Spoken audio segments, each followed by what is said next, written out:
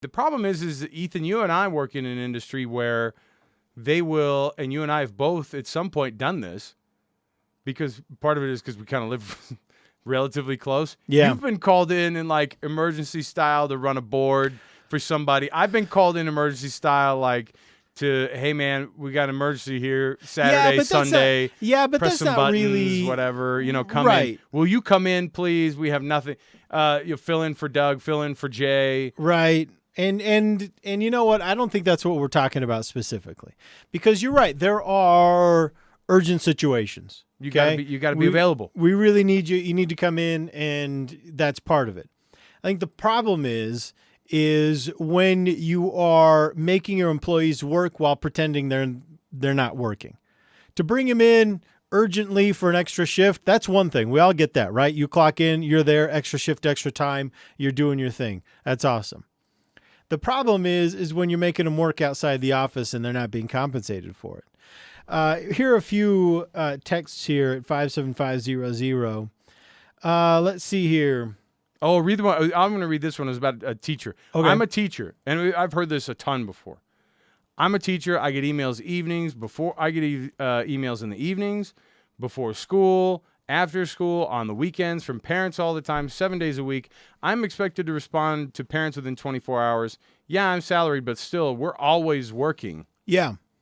No, there's got to be an appropriate amount of compensation, and if there's not, you cannot be asked to reply to those emails. Mm-hmm. I mean, if that's not explicitly worked out, you can't just pretend that you're not working while making you work. Here's a text. What if employees constantly text their bosses after hours? What's the penalty for that? I think we all know it's public execution. Obviously, right? Don't text your boss. Everyone will be flogged and then fired. So, and why would you text your boss after hours, except to let him know that you can't be there? Well, I'll send sick. I'll send Kevin I'll send Kevin like weird gifts from the internet, stuff like that. Weird like internet presence. Yeah, no, this kind of thing where you're all, hey, or sometimes it'll do this too. Gifts, not gifts. No, not gifts. Not presents.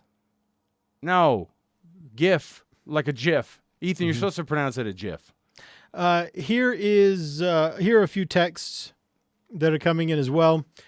We'll read them. I have a 24-hour, 7-day-a-week job, and if we don't answer the phone, then we get disciplined. I think somewhere they're able to draw a line. I'm also paid salary. Well, see, getting paid salary does change some things. It does, because what happens with you and I is, well, I mean, yeah, it does change. And the other thing is this. Somebody was like saying, look, as management, we have to keep the stuff on. We have to keep the emails going. We have to keep our work applications on. And there is, because management typically comes with higher pay. And, you know, the old saying, Ethan, this goes for Spider-Man and for management. With great power and pay comes great privileges, great sandwiches.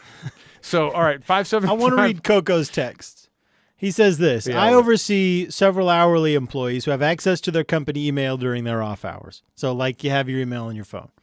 I have specifically requested that they do not access their email when they're off the clock, or even really think about work when they're off the clock and out of the office. No need to do so. They have a life outside of work, and I live by the motto that there isn't anything that occurs after hours that can't be corrected in the morning. That's Coco. I think that's fantastic. Well, I mean, I think that is exactly the right attitude. Obviously doesn't run a plumbing business.